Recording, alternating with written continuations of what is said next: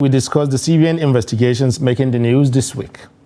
In late July this year, President Bola Ahmed Tinubu appointed Mr. Jim Obaze as a special investigator to probe the activities of the CBN and other government business entities. Tinubu said the investigations were to further his government's fight against corruption and that Mr. Obaze should report to him directly each week. Mr. Obaze was, until 2017, the chief executive of the Nigeria Financial Reporting Council. It appears that Mr. Obaze has completed his tasks, and revelations have been trickling into the media since Thursday this week. Allegations so far include that the former CBN Governor, Mr. Godwin Emiefele, illegally opened over 490 foreign accounts in the United Kingdom, the United States, and China. Also that he lodged over £543 million in one of those accounts, and that he and some cronies withdrew $6.3 million in order to give to so-called international election observers during the 2023 elections. But perhaps the most sensational of all is that the Naira redesign policy was not in fact approved by the President Muhammadu Buhari himself, but an aide of his, Mr. Tunde Sabiu. All of these, of course, are allegations at this point.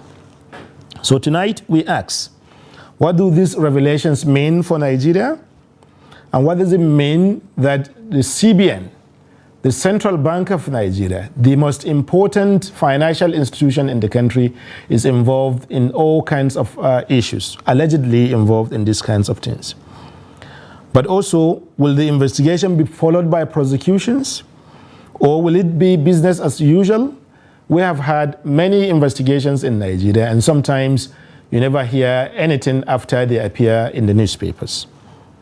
Joining me tonight to discuss all of these issues is Malam Ahmed Sajo, who is a veteran broadcaster and former Commissioner of Information in Adamawa State. He is also a chieftain of the All Progressive Congress, that is the APC, and he was, until recently, a member of the board of the National Broadcasting Corporation, NBC. You're most welcome, sir. Thank you very much. But before we go straight into our discussions, we'll take a minute, a short break. When we return, we'll be here with us. Please stay with us. We'll be here for you. Stay with us as well.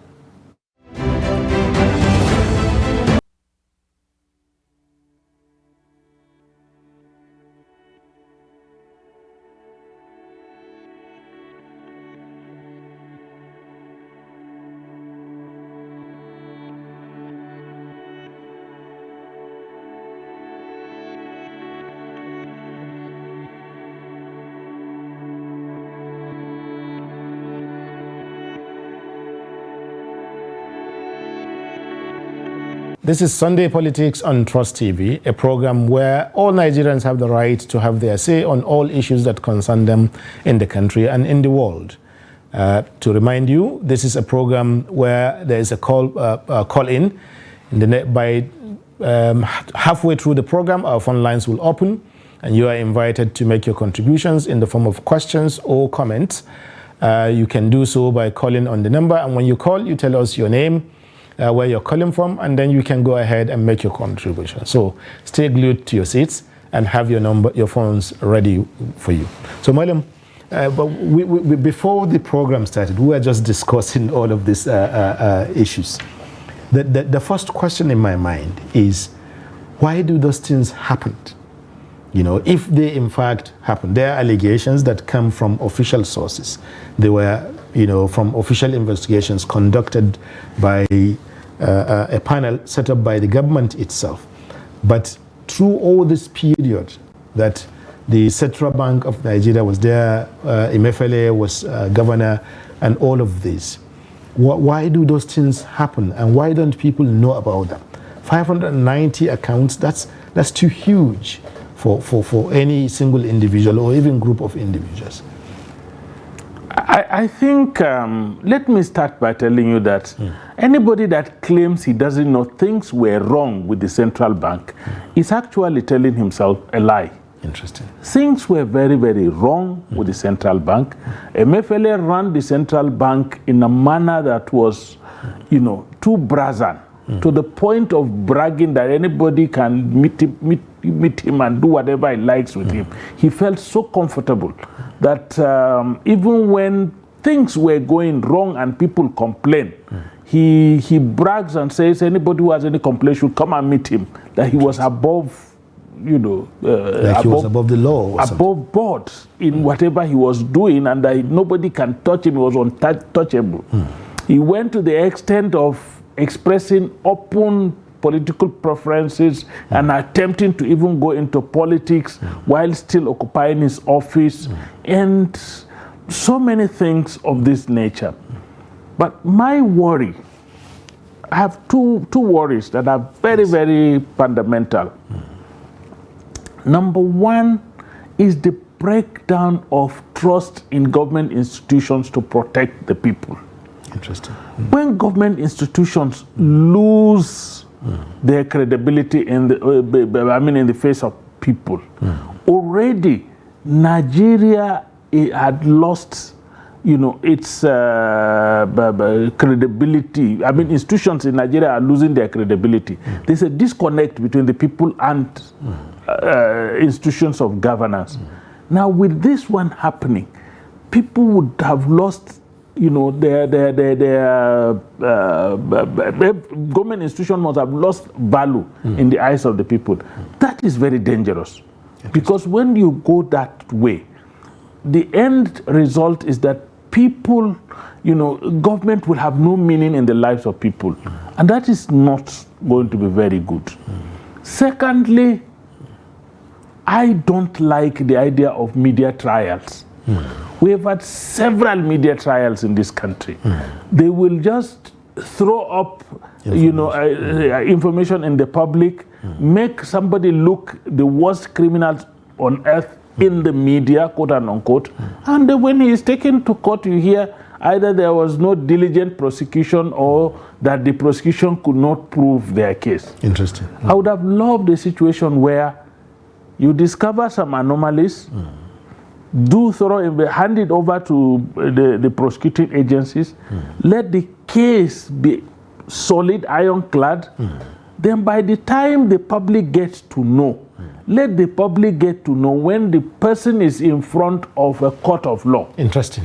So let the news, the information, flow to the public from the courts. From the courts. Not from press conferences. But from press conferences and media trials. We have always seen that it is now creating a situation where we are in Nigeria, a country full of crimes, but no criminals. Interesting. Because until you convict a criminal, there's no criminal. Absolutely. You kept saying allegation. They are allegations. Until they are proven in before a competent court of law, they are mere allegations. And anybody can allege anything. Interesting. So we're looking at a situation where, this breakdown of respect for public institutions, if we do not arrest it, it will reach the point where even security institutions. I just saw a video that is trending, that a criminal was behind a police van, and he was warning the policeman, you will take me to your place. I will get out and I will come after you. Interesting. It's all part of the breakdown of respect for public institutions. And that is dangerous.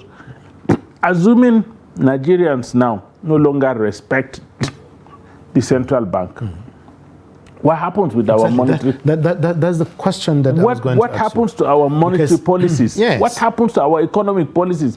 Then who directs us on matters of the economy? We have lost interest. The central bank has become, an unreliable institution based on what we are seeing. This is the first time. There's always been corruption here and there in many institutions in the country, and even in the CBN, there have been allegations of this and that. But this is the very first time that most people can remember where the allegations of corruption and in this scale are coming directly from the CBN and its officials. Does not mean that there's not always been corruption there, but this is the first time that the CBN is being opened up, to public because scrutiny. This is the first time the governor of the central bank had also opened himself up. When the governor of the central bank began to interfere in political processes, when he began to make noise that are irrelevant with his office as the CBN governor, when he became more visible politically, than as the head of a regulatory agency, yes, we knew that we would get to this level. When cronies and friends began to announce how much they were making from center, I know of 2, 3, or 4 people who were, bragging as to how much they made from the CBN governor when he was the CBN governor. How would they have made that kind of money? And then there were a lot of intervention programs. Those intervention programs were yet to see much of their impact. But they took a lot of money. Thank you. So let's pursue this question of image, because you mentioned that Nigeria, the CBN, its monetary policy roles. Yeah. So what does this mean to this now? Not only in Nigeria, but also in among the community of nations, because investors that are coming into Nigeria, but any other person, the World Bank or all other institutions who are doing business with Nigeria, when they hear of these things coming directly from the central bank, but they'll probably be shocked. So what damage can this do to Nigeria's chances of attracting maybe foreign direct investment, or even maintaining a good positive image, No, I think it has to do with the stability of our business environment. Okay. Nobody will carry his investment, take his capital from wherever, and come and drop it into a business environment that is not stable. A business environment that you cannot predict its operations. This is where we are. Look at the free fall of the naira against the dollar. These are all the aftershock effects of the very indisciplined manner the central bank was run. And so anybody that is coming here to invest, he is bringing in dollars, but he doesn't know what will be the worth of his dollar tomorrow. Whether it will go up or go down, and even if it goes down, by how much. Is he going to maintain all his operations within a certain window, assuming he brings in his dollars? When the dollar is 120 to a naira, he begins to run his business, and then the dollar suddenly becomes 200 naira to a dollar. How does it impact on his initial capital? These are all issues that will impede economic development in the country. And because of that, we need a disciplined central bank, a disciplined regulatory regime that will actually, be relied upon and be reliable, and that can be trusted and be trustworthy. These are the issues that we are overlooking. When the central bank is found to be, this immersed in allegations of corruptions, whether they are proven or not, there are certain level of integrity parameter that certain individuals and certain institutions are supposed to be like Caesar's wife. They must be above board. Once there's an allegation against an individual in the past, I know this in the private sector. When Nigeria was actually disciplined, once there's an allegation against somebody, whether it is proven right or wrong, the company dispenses with the responsibility of that person, because his integrity has been put to question. It could be a wild allegation, but if you do not compromise your integrity in the first place, you cannot be questioned to that level. So, and the central bank that plays a central role in our economy. Look, look at the issue of opening up bank accounts all over. The last time, you know where this one is hide. There was one allegation earlier that the then governor of Central Bank has also opened another foreign reserve account for Nigeria. Now we're hearing that he has even opened over 500 or so accounts for Nigeria. Who owns those accounts? Who operates them? Whose monies are in them? For the ordinary Nigerian person, probably watching this or who has been thinking around this issue, one of the questions they probably will be asking themselves, certainly one question that I have been asking myself, is what will one individual, if it is true, because as we said, this is still an allegation, you know, what will one individual do with 590 accounts? What even leads to the opening of up to 590 accounts? 590 bank accounts. Dr. Suleiman, let me be very honest with you. You know, let's leave all our sentiments aside. Let's look at issues very well. The Nigerian ruling elite, to which I and you belong, unfortunately, is the most insensitive ruling elite you can get anywhere in the world. Unbelievable. This is a country where you could see somebody post a picture on social media of him and his friend taking a particular kind of drink. That you Google the cost of that drink and it amounts to like 10,000 pounds or $10,000. Which is 10 million. Exactly, one bottle of drink. If you attend a function that is organized by members of the ruling elite, wedding, burial of their parents, whatever, you will see. I attended one. They brought champagne of 500,000 in front of me, and I told them, I don't take. Just take it away. So you can imagine they organize a function and they put 500,000 naira worth of champagne in front on the tables, per person on the tables.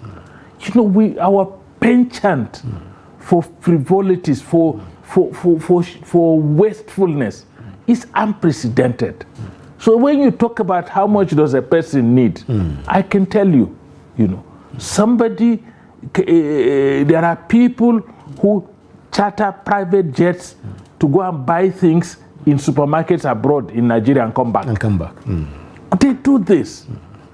You know, our wastefulness and our insatiability, you know, somebody will, at my age now, there's an amount of money that if I take, it's scandalous for me to even think of owning.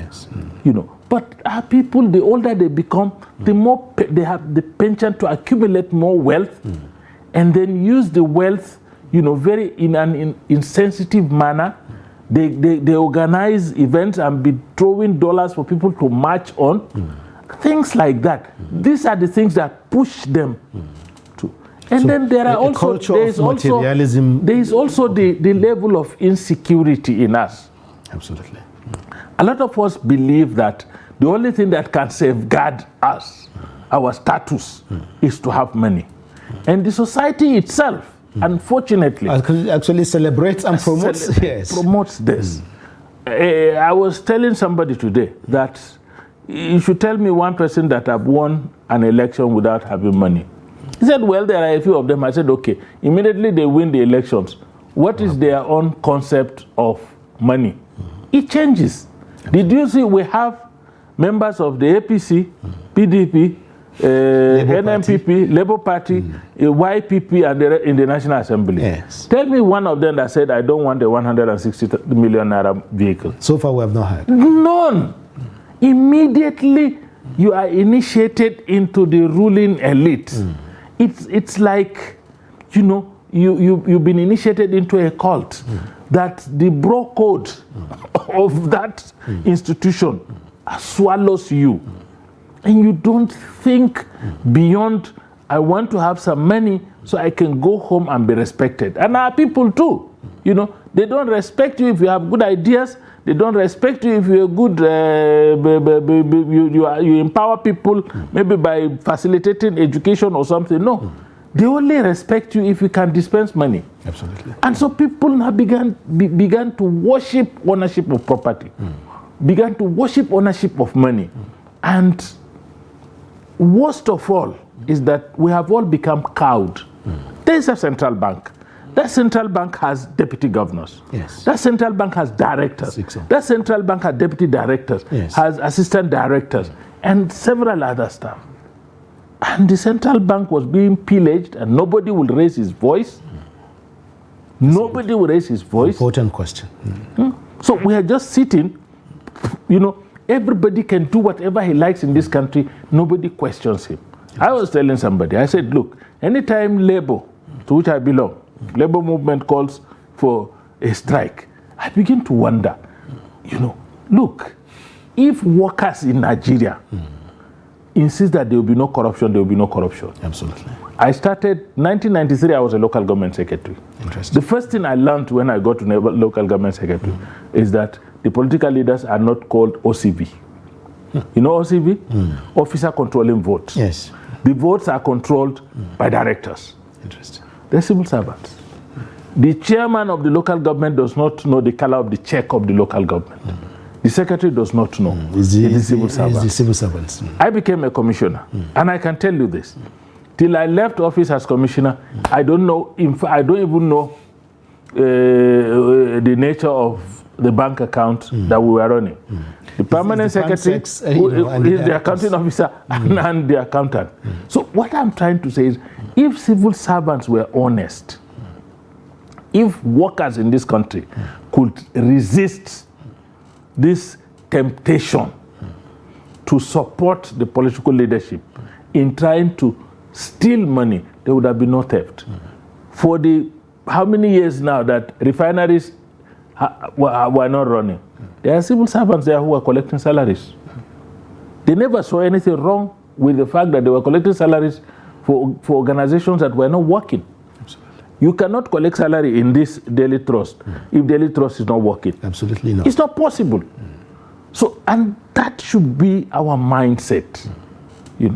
Every one of us should have a mindset that thinks about the integrity and the survival of the institutions we work with. I was going to ask you because 543 million pounds that is said to be lodged in an account because I keep saying allegedly because, like you said, this has not yet been proven. So by Emiefele in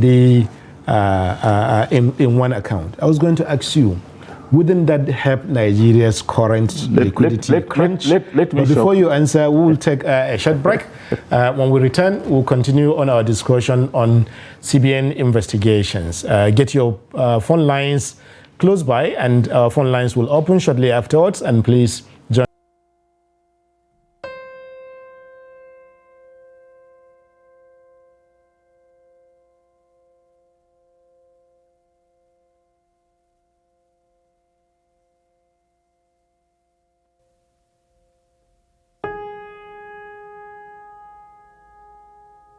Of the Central Bank of Nigeria by Mr. Jim Obazo, appointed special investigator by President Tinubu in July this year, and the revelations that have come out of that so far. You're now free to join us in the discussion. Our phone lines will open immediately after this, and then you can also be part of this discussion. So I was saying, what can that do for Nigeria now? And there are other people who have that kind of, money to that extent, that can, and what can, any way that we can plow this back. Let me shock you quickly. Yes, please. During the time Emiefele was the governor of Central Bank, there were allegations then. I have read one. There were allegations that he had perfected the art of opening accounts and hiding monies for people who were his accomplices within the government. I have every reason to believe that if there is due diligence and proper prosecution and proper investigation and proper prosecution, you would discover that those accounts they're talking about, not all of them, or in fact, almost all of them are not in the name of Emiefele. Interesting. They're in the names of other individuals whose dirty job he would have done if there's due diligence.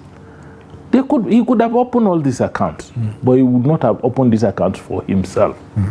Those accounts were opened for individuals, accomplices, people who did not have an idea of what to do in situations like this.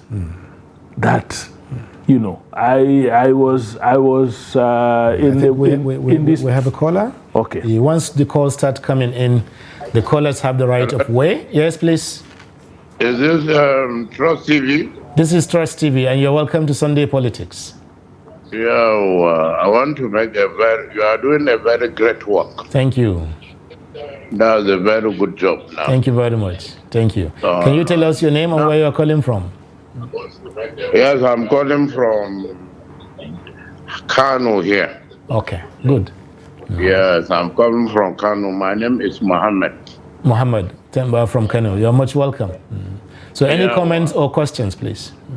I want to make a comment. Okay. Yes, you are doing a very great job. Thank you for... One thing we're fighting in this country is terrible. Corruption. Corruption. In this country is terrible. Corruption. Corruption. Corruption. From the local level,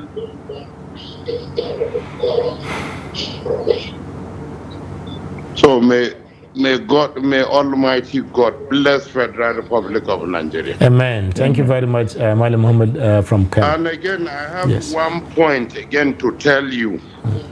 Yes, go ahead. You register a company.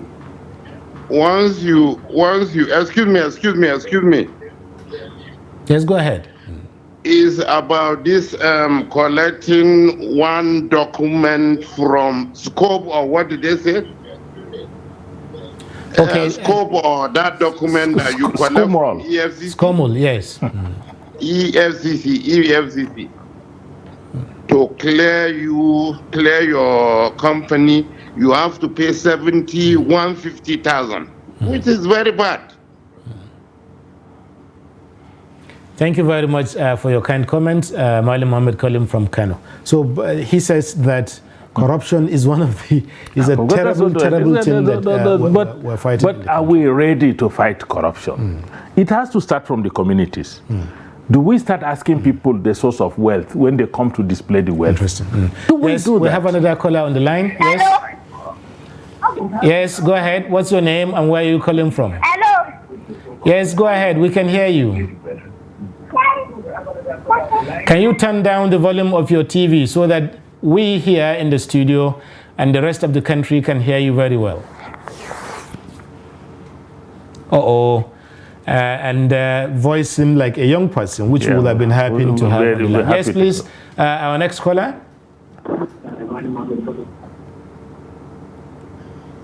Yes, go ahead. Can you just go ahead? Tell us your name, where you're calling from, and then go ahead and ask a question or make a contribution.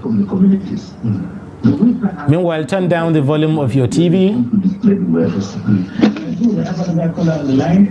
Hello? Yes, go ahead, please. Hello? Yes, go ahead. Go ahead. I think Trust TV, you are doing a very wonderful job. Thank you. Are you hearing me there? We here are hearing you in the studio, and we believe that the rest of the country are also hearing you. All right. The question. Can you turn down the volume of your TV? Yes. The question you talked of initially. Yes. Saying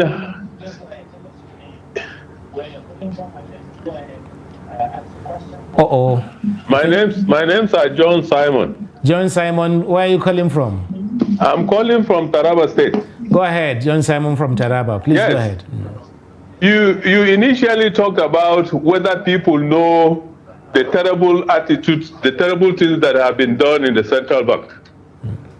I am very, very convinced that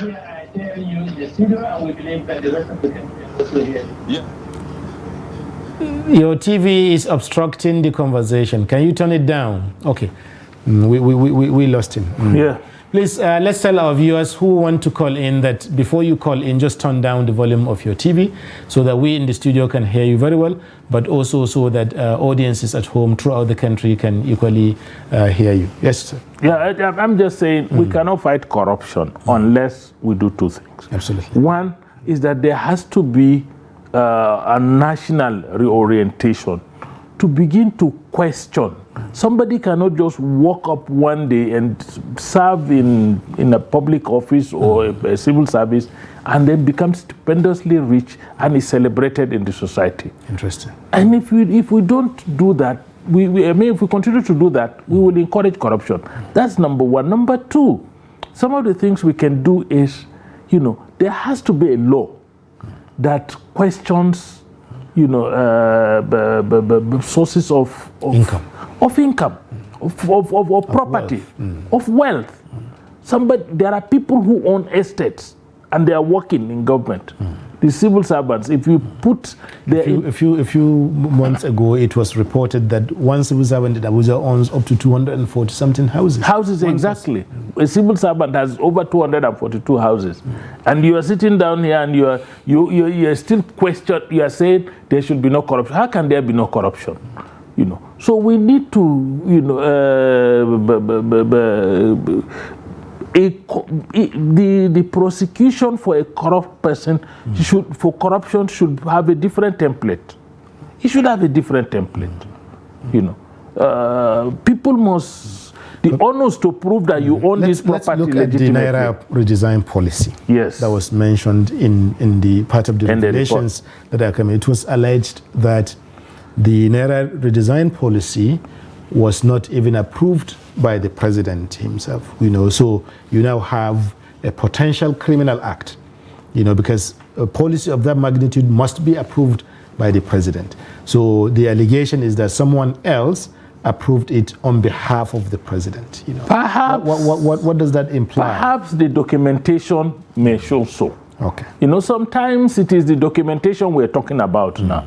But I remember very well, I still retain most of my sanity. Yes. I remember very well. Yes, we also believe that you retain most of your sanity. The issue of Naira redesign was discussed even up to the level of the president at the time he was unveiling the new design. Yes. He never for one day said he was not responsible for authorizing the redesign. He even gave a national address. He even gave a national address in that. So I'm confused. But it's also possible that the documentation was not aligned properly. Okay. Since the then Minister of Finance had actually come out to say she didn't know anything about the Naira redesign. Yes. If the documentation had been properly aligned, she should have known. Absolutely. So there are two strands to it. First, there is the confession by the president himself that he gave the order. Yes. Verbally, we have heard him. Yes. But again, we have the issue of the Minister of Finance saying she doesn't know, which indicates that the documentation was not perfected. If the documentation process had been perfected, I understand that the Minister of Finance also has some roles in the board of the central bank. Absolutely. So if the documentation had been perfected, the minister would not have come out to say she doesn't know about the redesign. So there are issues, and I do understand. On many occasions, you see, the president may not entirely, be disposed to following the due process in documentation of policy issues. And the people working with him, could just take certain decisions, could just ensure that decisions that were either discussed were implemented even before the documentation process has done. So what I believe the investigator was talking about was based on the documentation. The two strands you mentioned quite important. Maybe the documentation did not align with Buhari's own comments on it. Very important. But what people are looking at, is maybe this points to the wider structure of the kind of government that President Buhari was running.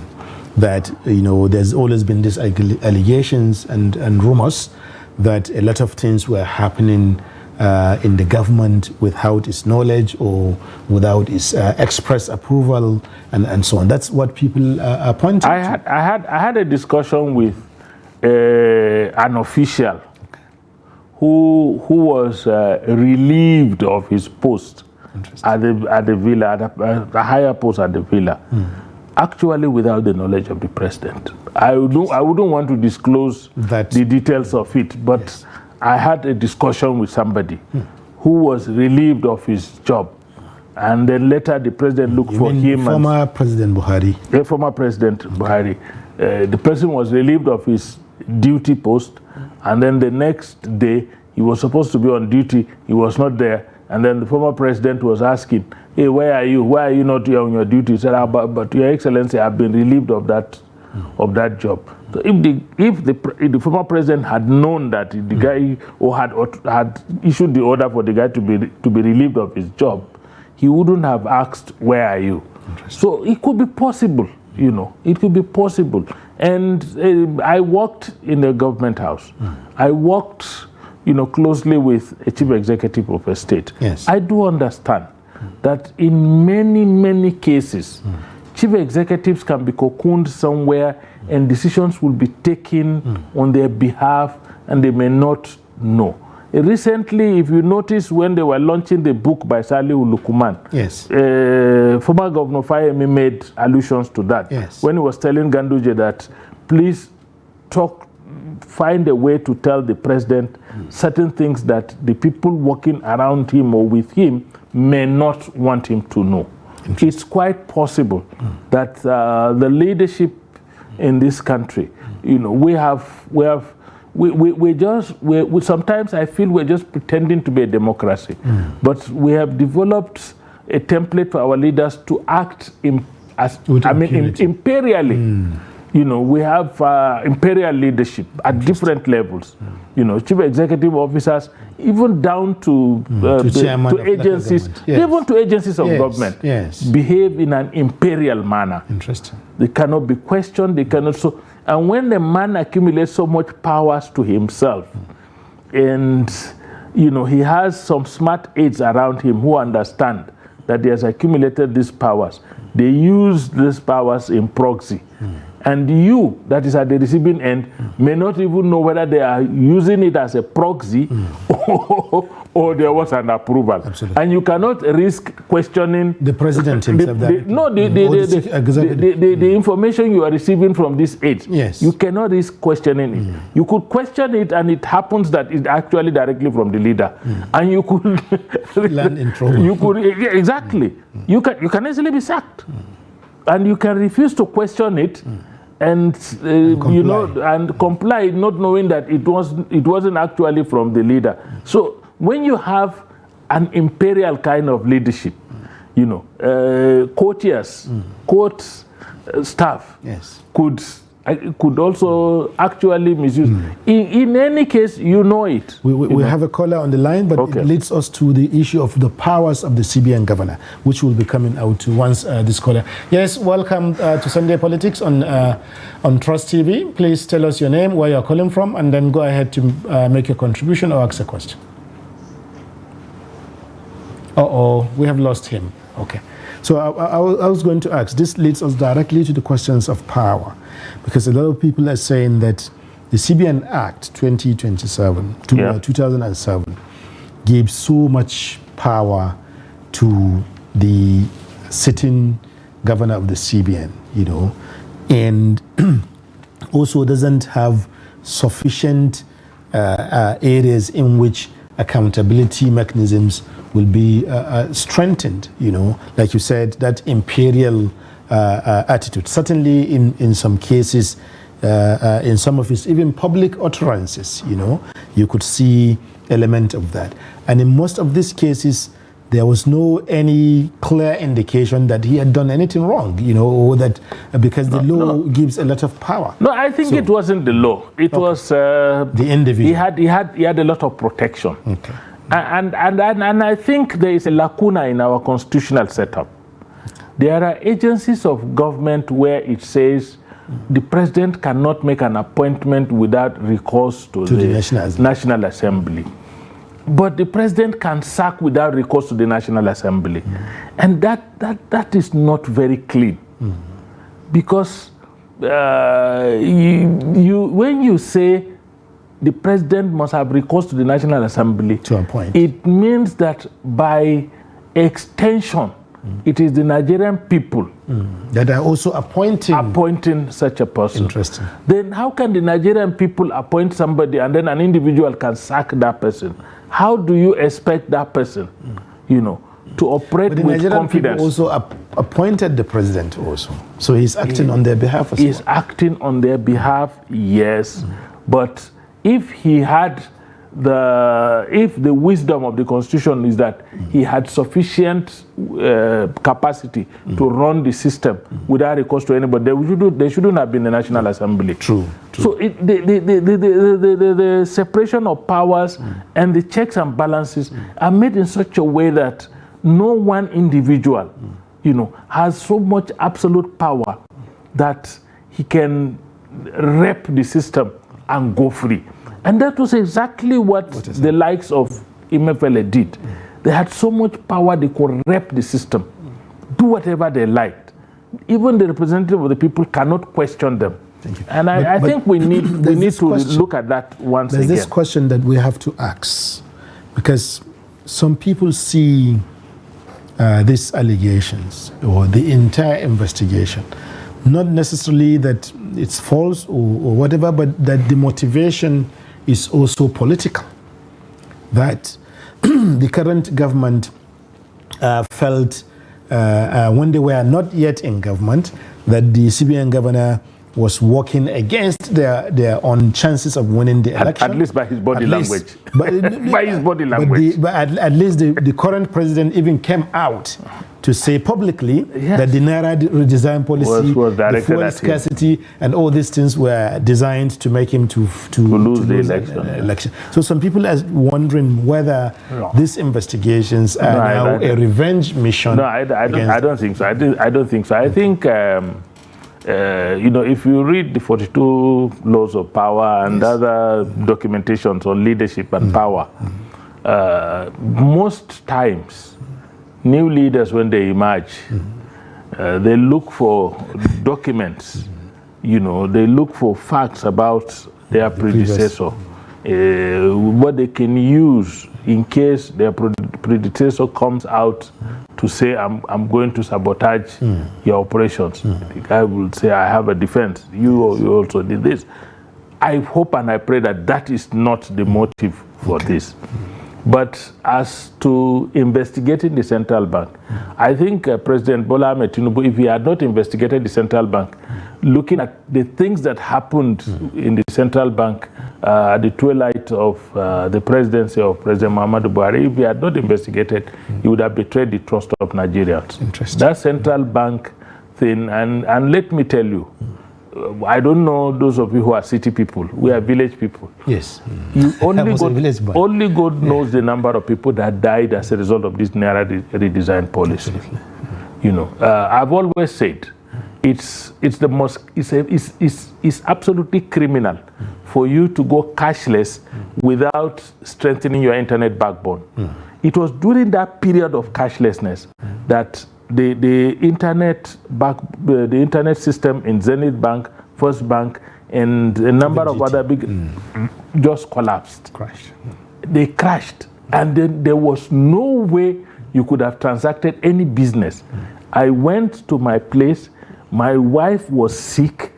A doctor wrote drugs for me to go and buy. I did not have naira, and there was no internet for me to transfer money. There was no POS, and it just got to a level where a pharmacy that I knew just had to give me the drugs free. Based on the name, recognition. So I am imagining those that did not have my own advantages. Yes. Their people will just die.